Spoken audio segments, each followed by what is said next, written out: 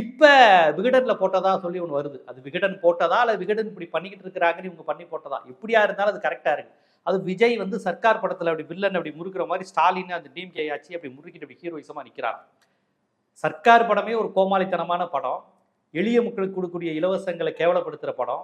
அரசியல்வாதிகள் மோசம், கார்ப்பரேட்டுகள் ரொம்ப நல்லவங்க, கார்ப்பரேட் மைண்ட் உள்ளவன் நான் கார்ப்பரேட் கிரிமினல் அப்படின்னு ரொம்ப அபத்தமான ஒரு முதலாளித்துவத்தை ஒரு வணிக யுக்தியுடன் எடுத்த படம் தான் அந்த படம்.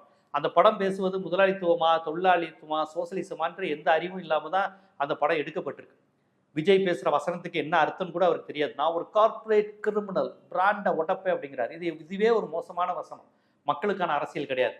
அந்த படத்தினுடைய இதன்படி நான் திமுகவை அழிப்பேன் அப்படி வந்து நின்னோடனே அந்த படத்துல எப்படி வந்து ஒரே ஓட்டுல ஒரே எலெக்ஷன்ல எல்லாத்தையும் மாத்திடுவாரு. அது மாதிரி நிஜத்திலேயே இவர் மாத்திடுவாருங்கிற பிம்பத்தை இன்னைக்கு பொலிட்டிக்கலா இருக்கக்கூடிய 18 வயது இளைஞர்கள் ஸ்கூல் படிக்க 9th 10th காப்பர் எழுதிக்கிட்டு அரப்பரிச்சு எழுதிக்கிட்டு மார்க் வருமானு ஏங்கிக்கிட்டு இருக்க பசங்க மத்தியில விஜய் வந்துட்டா ஒரு பெரிய மாற்றம் வந்துடும். சினிமாவில் இப்படிலாம் பண்ணாரு.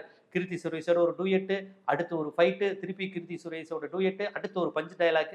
இவனுக்கு ஜாலியா இருந்துச்சுல சினிமாவில். அது மாதிரி நீ பொலிட்டிக்கலும் ஒரே நாளில் அவர் எல்லாத்தையும் மாத்திடுவாரு அப்படிங்கிற மாதிரியான ஒரு மைண்ட் செட்டை கொண்டு வருவதற்காகவே 4 வருஷத்துக்கு முன்னாடி துக்ளக் எப்படி ஒரு பிம்பத்தை உண்டு பண்ணாங்களோ ரஜினிக்கு, அதே மாதிரி விஜய்க்கு இப்போ இவங்க உண்டு பண்றாங்க.